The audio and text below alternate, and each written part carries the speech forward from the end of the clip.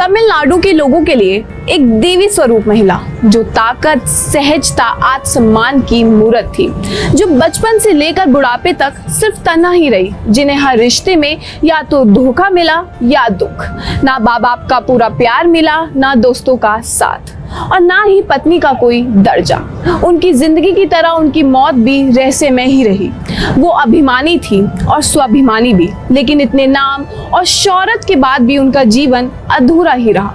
कहते हैं इतिहास की कुछ कहानियां ऐसी होती हैं जिन्हें चाहकर भी कोई भूल नहीं सकता। आज हम आपको एक ऐसी ही कहानी के बारे में बताएंगे जिसने तमिलनाडु की सियासत को हिलाकर रख दिया था। नमस्कार, मैं सिमरन जैन और आप देख रहे हैं दी लोकसभा। साल 1948, तारीख 24 फरवरी, जगह मंड्या डिस्ट्रिक्ट, जहां एक अय्यर परिवार में जन्म हुआ एक बच्ची का जिसका नाम रखा गया अम्मू। अम्मू का बचपन बड़ा ही उथल पुथल रहा। 2 साल की उम्र में अम्मू के पिता का देहांत हो गया। माँ संध्या अभिनेत्री थी, उनके पास अम्मू के लिए वक्त नहीं था। अम्मू कभी बेंगलोर अपने ननिहाल रही तो कभी अपनी माँ के पास चेन्नई।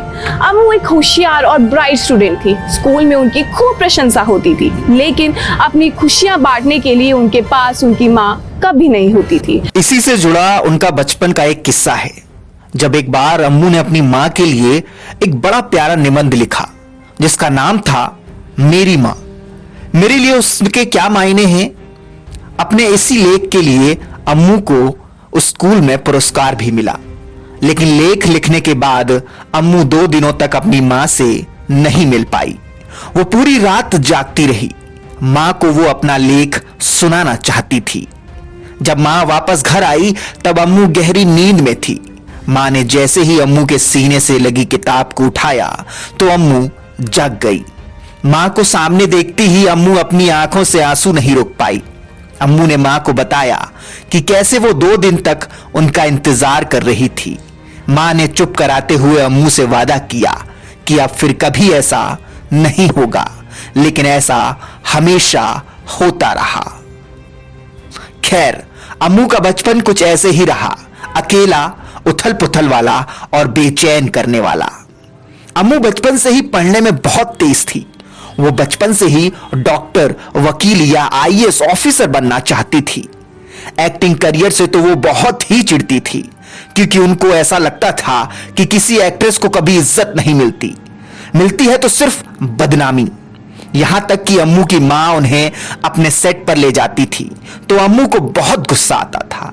उनको बिल्कुल पसंद नहीं था वो शोर शराबे वाला माहौल।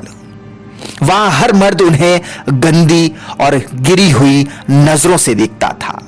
अम्मू की इच्छाएं कुछ और थीं, लेकिन बिना बाप की बेटी का वो दर्द जिसे हर मर्द छूना चाहता था, वो समझना बहुत मुश्किल था।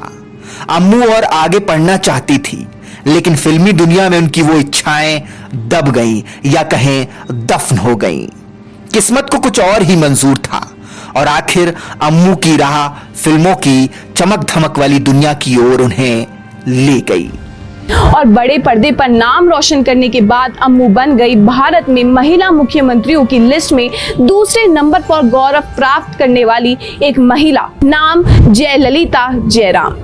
जी हाँ, साउथ फिल्म इंडस्ट्री की एक जानी पहचानी खूबसूरत अदाकारा जयललिता जयराम को आज हर कोई जानता है। उनके अभिनय से लेकर उनकी राजनीतिक समझ के लिए आज भी लोग उन्हें याद करते हैं। लेकिन जयललिता के राजनीतिक करियर के पन्नों को पढ़ने से पहले उनकी फिल्मी करियर और निजी जिंदगी की ओर झांक लेते हैं।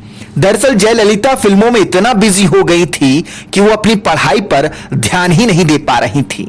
कॉलेज के पहले दिन ना तो उनके पास कोई किताब थी और ना ही कोई पेन। जब टीचर ने उनसे सवाल पूछे तब अम्मू के पास टीचर के किसी भी सवाल का कोई जवाब ही नहीं था। इस बात पर टीचर को बहुत गुस्सा आया और उन्होंने अम्मू को बहुत डांट फटकार लगाई। उस दिन जब अम्मू वापस घर गई तो उन्होंने पीछे मुड़कर अपना कॉलेज फिर कभी नहीं देखा और इस तरह उनके पढ़ने का सपना अधूरा का अधूरा ही रह गया और वो फिल्मी दुनिया की तरफ आगे बढ़ती चली गई। फिल्मी करियर के दौरान जयललिता बहुत ही अनुशासित तरीके से रहती थी। और जब जयललिता 21 साल की हुई तब उनकी मां उन्हें इस फिल्म की दुनिया में, जहां हर मर्द उन्हें कामुक नजरों से देखता था, वहां उन्हें छोड़कर हमेशा हमेशा के लिए भगवान के पास चली गई। शायद यही वजह है कि वो 21 साल की लड़की जो बचपन से ही प्यार की मोहताज थी, वो एक शादीशुदा मर्द की बाहों में खुद को महफूज समझने लगी। उनके रिश्ते को लेकर अनगिनत किस्से बने, बातें हुई, किसी ने दूसरी औरत कहा तो किसी ने रखेल। वो शादीशुदा आदमी और कोई नहीं बल्कि एमजीआर रामचंद्रन थे। जयललिता एमजीआर के साथ अपने रिश्ते को एक नाम देना चाहती थी। उन्होंने कई बार एमजीआर से इस बारे में बात की, लेकिन हर बार किसी न किसी कारणवश संभव नहीं हो पाया। एमजीआर ने भले ही उनसे शादी ना की हो, लेकिन वो जयललिता को अपनी जागीर की तरह रखते थे। वो क्या पहनती हैं, कहाँ जाती हैं, किससे बातें करती हैं, सब पर नजर रखते थे। इतना ही नहीं, जयललिता खुद के कमाए पैसों के लिए भी उनके आगे हाथ फैलाती थी। जयललिता और एमजी रामचंद्रन की जोड़ी तमिल फिल्मों की सबसे हिट जोड़ी थी। दोनों की उम्र में कम से कम 31 साल का फर्क था, लेकिन एमजीआर जयललिता के लिए सब कुछ थे। लेकिन एक इंटरव्यू में जयललिता ने कहा कि उनके बीच वही रिश्ता था जो एक गुरु और शिष्य में होता है। जयललिता ने यह भी जरूर माना कि एमजीआर उन्हें दुनिया की मुश्किलों और छल कपट से बचाकर दूर रखना चाहते थे। एक बार फिल्म के एक गाने में जयललिता को नंगे पांव डांस करना था। उस गर्म रेत पर जयललिता के लिए चलना भी मुश्किल हो रहा था। ये देखकर एमजीआर ने उन्हें अपनी गोद में उठा लिया। एमजीआर तो सुपरस्टार थे, पब्लिक उन्हें भगवान की तरह पूजती थी, लेकिन जयललिता भी कम नहीं थी। एमजीआर ने जयललिता के सामने शर्त रखी कि वो किसी दूसरे हीरो के साथ कभी भी काम नहीं करेंगी। लेकिन जब एमजीआर ने दूसरी हीरोइनों के साथ काम करना शुरू किया तो जयललिता ने भी ऐसा ही करना शुरू कर दिया। इस बात पर दोनों के बीच बहुत दिनों तक अनबन हुई, लेकिन फिर मामला सुलझ गया। एमजीआर ने जब जयललिता को अपनी पार्टी में शामिल होने का प्रस्ताव दिया तो उन्होंने ऐसा करने से करीब 1.5 साल तक वक्त लगा दिया। जयललिता ने खुद एक इंटरव्यू में बताया कि वो राजनीति से दूर रहना चाहती थी, लेकिन एक दिन एमजीआर की एक बात ने उन्हें अपना फैसला बदलने के लिए बाध्य कर दिया। साल 1982 में एमजीआर ने जयललिता से कहा कि वो बीमार हैं और वो सिर्फ जयललिता पर भी 100% भरोसा कर सकते हैं, इसलिए उन्हें जया की जरूरत है। इसी तरह जयललिता राजनीति का हिस्सा बन गई। साल 1944 में वो राज्यसभा की सांसद बनी, लेकिन 3 साल बाद सियासत फिर बदली। एमजी रामचंद्रन का निधन हो गया और जयललिता एक बार फिर अकेली पड़ गई। उस वक्त एमजीआर के सिर्फ पैर छूने तक के लिए जयललिता को धक्का मुक्की सहनी पड़ी। उन्हें एमजीआर रामचंद्र के घर में घुसने तक नहीं दिया गया। जिस राजाजी हॉल में शव रखा गया था, उसी में एमजीआर के सिरहाने वो 2 दिन तक खड़ी रही।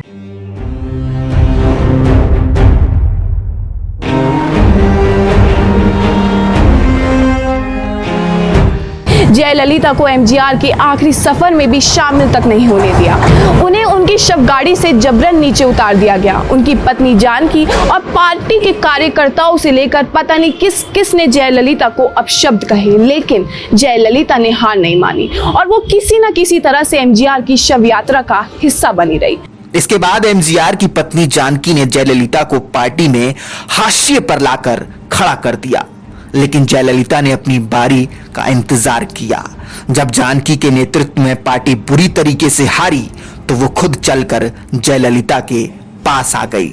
इसके बाद 1989 में जयललिता कांग्रेस के साथ मिलकर चुनाव लड़ी और तमिलनाडु असेंबली में विपक्ष की नेता बन गई। उस वक्त सुब्रमण्यम स्वामी जयललिता के करीबी हुआ करते थे। वो चंद्रशेखर सरकार में भी मंत्री थे। चंद्रशेखर की सरकार ने तमिलनाडु की डीएमके सरकार को बर्खास्त कर दिया था। इसके बाद एक बार फिर से जयललिता ने कांग्रेस के साथ मिलकर चुनाव लड़ा और 1991 में वो सबसे कम उम्र में प्रदेश की मुख्यमंत्री बन गई। जयललिता लोगों पर जल्दी भरोसा नहीं करती थी, मर्दों पर तो बिल्कुल भी नहीं। उन्होंने खुद एक इंटरव्यू में कहा था कि मर्दों को लेकर उनके मन में एक अजीब सी शंका रहती थी। जयललिता ने अपनी जिंदगी में कई बार रिश्तों को टूटते देखा। अपने पिता को भी लेकर उनकी कुछ यादें अच्छी नहीं है, इसलिए उन्होंने कभी शादी नहीं की। इस कहानी को बताते हुए बार बार मन में एक यही सवाल आता है कि अम्मा का जीवन क्या था। बचपन से बुढ़ापे तक वो अपनी ख्वाहिशों को सिर्फ दबाती रही। प्यार मिला भी तो उस प्यार ने उन्हें पूरी तरह अपनाया नहीं। अम्मा का अपना या प्यार या परवाह करने वाला कौन था? न माँ, न दोस्त, न पति, न बच्चे। उनसे जुड़ा हर रिश्ते में सिर्फ एक स्वार्थ जुड़ा हुआ था। जिस शशिकला के लिए उन्होंने इतना किया वो भी उनकी ना हो सकी। लेकिन अम्मा तमिलनाडु की जनता के लिए ईश्वर का दूसरा स्वरूप थी। जीवन में इतना कुछ झेलने के बाद भी जयललिता ने वो कर दिखाया जो किसी के लिए मुमकिन नहीं था। एक सफल अभिनेत्री और राजनेता रहने के बावजूद भी अम्मा के जीवन में एक कसक थी जो कभी पूरी नहीं हो सकी। आपको अम्मू से जुड़ा ये किस्सा कैसा लगा हमें कमेंट सेक्शन में जरूर बताएं। हम फिर लौटेंगे अम्मू से जुड़े और भी दिलचस्प किस्से लेकर।